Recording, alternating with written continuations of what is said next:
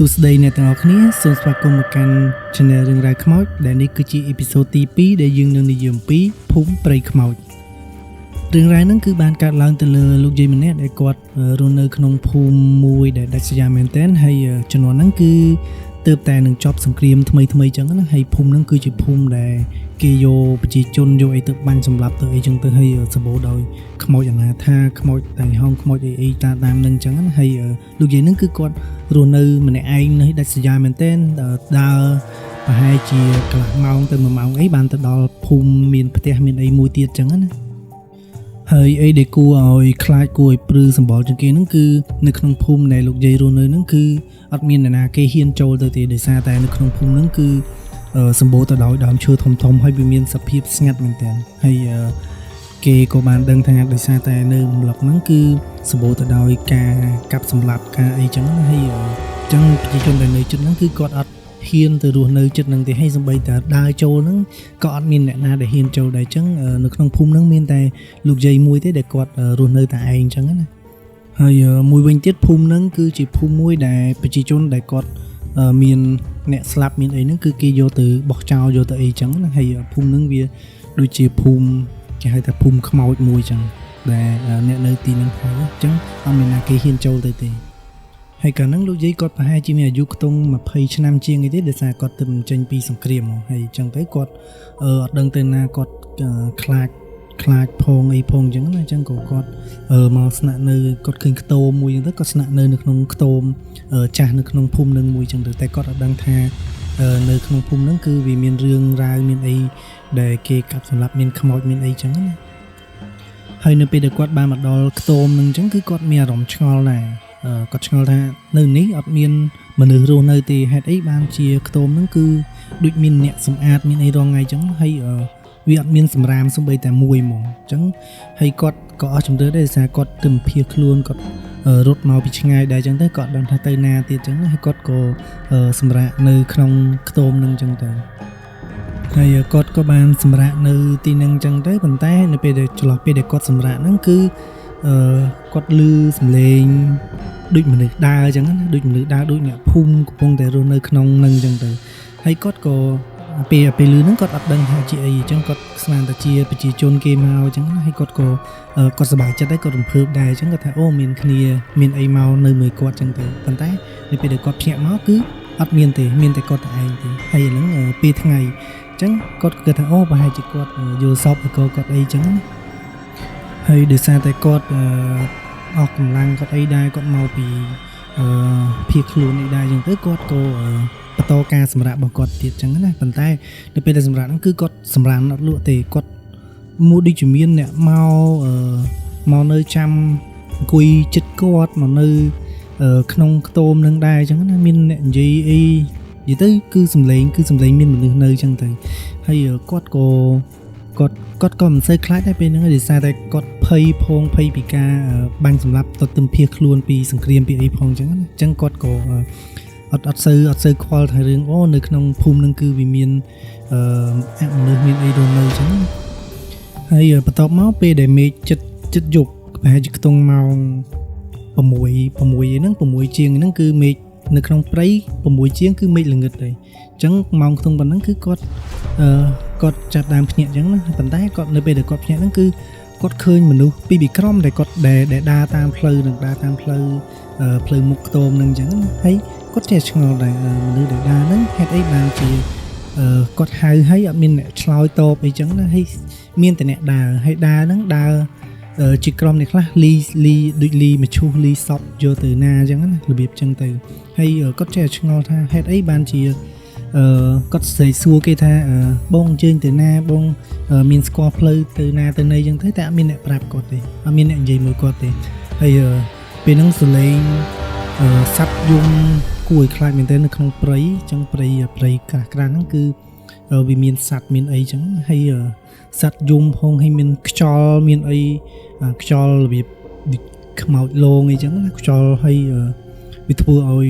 លឹកឈើធ្វើឲ្យអីហ្នឹងជ្រុះពេញនឹងអញ្ចឹងទៅហើយ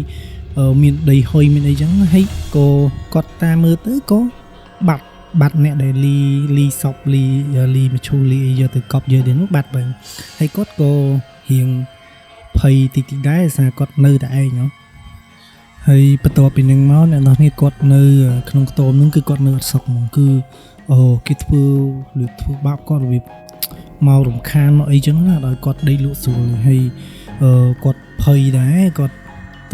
តំណាទៅមកពីសង្គ្រាមឯកមកពីអីប៉ុន្តែគាត់នៅម្នាក់ឯងចឹងទៅគាត់ស្ត្រីដែរហើយគាត់នៅក្មេងចឹងគាត់ភ័យមែនតើហើយគាត់ព្រឺក្បាលផងគាត់អីផងហើយខ្យល់ត្រជាក់មកប៉ះគាត់ទៀតចឹងហើយគាត់អង្គុយដោយសារគាត់គេងអត់លក់រំខានពេលចឹងគាត់ក៏ងើបមកអង្គុយចឹងណាហើយគាត់អង្គុយក៏ឃើញស្មៅស្ទង់មួយដែលនៅចិត្តគាត់ចឹងហើយគាត់ក៏ងាកទៅដល់ពេលគាត់ងាកទៅគឺអត់មានវេទស្មៅស្ទង់ហ្នឹងគឺដូចមានមនុស្សដូចមានតាចាស់ហើយក៏តាសចាំងមួយចឹងគាត់ក៏ងាកទៅអត់ឃើញទេចឹងទៅគាត់ក៏ភ័យមែនតើដល់ពេលហើយគាត់ក៏គិតថាគាត់នៅមិនបានអញ្ចឹងគាត់ក៏ជំលះខ្លួនគាត់ក៏រឿយបានគាត់ដើរទៅមុខដើរទាំងយប់ហ្មងដោយសារនៅក្នុងហ្នឹងគាត់នៅអត់កើតចឹងណាធ្វើបាបគាត់ពេកចឹងទៅហើយតមកគាត់ក៏ដើរទៅគាត់ដឹងដើរទៅណាតែគាត់ធ្វើឲ្យចេញផុតពីភូមិនឹងចឹងព្រោះសារគាត់មកពីឆ្ងាយដែរចុះដឹងថាភូមិនឹងភូមិអីគេទេហើយនៅពេលដែលគាត់ដើរតាមផ្លូវហ្នឹងទៅគឺភ័យនឹងព្រៃនឹងគឺព្រៃធំមែនតើព្រៃក្រាស់ហ្មងហើយគាត់ឃើញមានកថាផងមានស្អីផងចឹងណាមានគេចងដូចតែគុំដូចអីផងចឹងនៅតាមផ្លូវហ្នឹងចឹងទៅហើយដើរក៏គាត់ឮសំឡេងសត្វយំដែលសំឡេងសត្វយំដែលវាឃើញខ្មោចអីចឹងហើយមានឆ្កែលូមានអីចឹងហើយពេលហ្នឹងគាត់ភ័យមែនតើគាត់ដើរគាត់ព្រឺខ្វល់ហើយនៅពេលដែលដើរតាមផ្លូវហ្នឹងគឺដូចមានមនុស្សដើរតាមពីក្រោយគាត់ចឹងដើរតាមគ្រប់ជំហានដែលគាត់ដើរហ្មងចឹងហើយគាត់ក៏ងាកទៅគឺអត់មានឃើញអីទេរហូតដល់ដើរទៀតចិត្តតែគាត់បានឃើញមនុស្សមួយក្រុមហ្នឹងគឺគាត់សប្បាយចិត្តថាអូគាត់លេងនៅម្នាក់ឯងទៀតហើយគាត់មានគ្នាចឹងណាហើយគាត់ក៏ដើរទៅនិយាយរកគេចឹងទៅឃើញគេនៅមួយក្រុមប៉ុន្តែគាត់មើលច្បាស់ថាពេលយប់ខ្ទង់ម៉ោង9ម៉ោង10អញ្ចឹងពេលយប់ដែរគាត់មើលឃើញទេហើយគាត់ដើរទៅហត់រកគេចឹងណាចង់ឲ្យគេជួយចឹងនៅនាំផ្លូវចេញចឹងណាហើយដល់ពេលដែលគាត់ខំរត់ទៅរកគេចឹងទៅគាត់រំភើបដែរគាត់មានគ្នាគាត់ខំរត់ទៅរកគេពេលរត់ចិត្តដល់គឺមនុស្សមួយក្រុមហ្នឹងគឺបានបាត់ខ្លួនហ្មងប៉ុន្តែអីដែលធ្វើឲ្យគាត់កាន់តែខ្លាចហ្នឹងគឺសិតតែសាកសពនៅទីហ្នឹងហើយសាកសពហ្នឹងគឺការសង្គ្រាមគេយកមនុស្សមួយក្រុម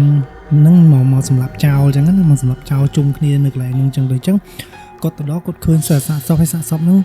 សិតតែរលួយសិតតែស្អីចឹងណាហើយទៅពេលចឹងហើយគាត់ក៏ភ័យហើយគាត់ក៏រត់ហ្មងក៏រត់រហូតរត់ហើយគាត់ក៏រត់ទៅហ្នឹងគឺគាត់រត់ទៅដល់ភូមិមួយដែលភូមិហ្នឹងគឺភូមិកាសាហាវជាងភូមិដែលគាត់កំពុងតែនៅទៀតគឺគេហៅភូមិអាឋានភូមិហ្នឹងគឺដូចមានព្រីបិសាចដូចមានអីចឹងទៅហើយនៅពេលដែលគាត់ចូលទៅដល់ហ្នឹងគឺគាត់អត់ដឹងថាជាភូមិអីទេហើយគាត់ក៏បានទៅជួបនឹងហ្នឹងគេហៅដូចព្រាយចឹងណាព្រាយក៏មនុស្សដែលគេខ្លែងខ្លួនធ្វើជាមនុស្សមកនិយាយមួយគាត់ចឹងណាហើយគាត់ក៏ទៅដល់ទៅហើយគាត់ក៏ទៅសួរគេថាបងភូមិនេះគេហៅភូមិអីគេចឹងទៅហើយខ្ញុំ